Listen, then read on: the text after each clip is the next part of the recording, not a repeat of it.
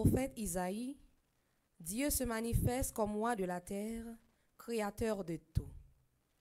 Touché par Dieu, son état de pécheur est transformé en celui d'envoyé. Devant la générosité divine, notre supplication devient louange.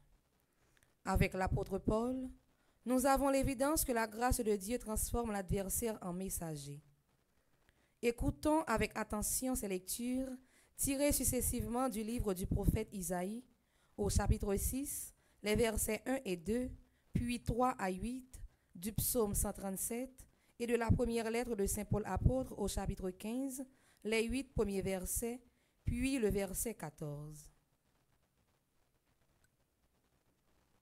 L'année de la mort du roi Osias, je vis le Seigneur qui siégeait sur un trône très élevé. Les pans de son manteau remplissaient le temple. Des séraphins se tenaient au-dessus de lui. Ils se criaient l'un à l'autre. Saint, Saint, Saint, le Seigneur Dieu de l'univers, toute la terre est remplie de sa gloire.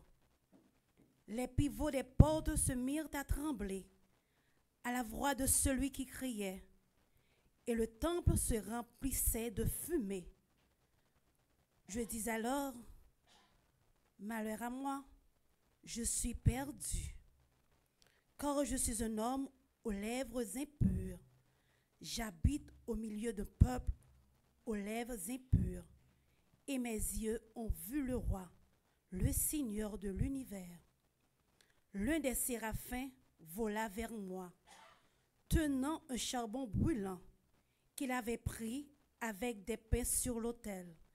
Il s'approcha de ma bouche et dit, « Ceci a touché tes lèvres, et maintenant ta faute est enlevée, ton péché est pardonné. » J'entendis alors la voix du Seigneur qui disait, « Qui enverrai-je?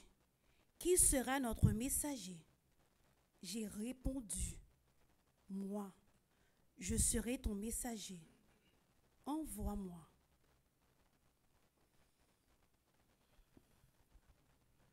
Parole du Seigneur. Nous rendons grâce à Dieu. Je viens de la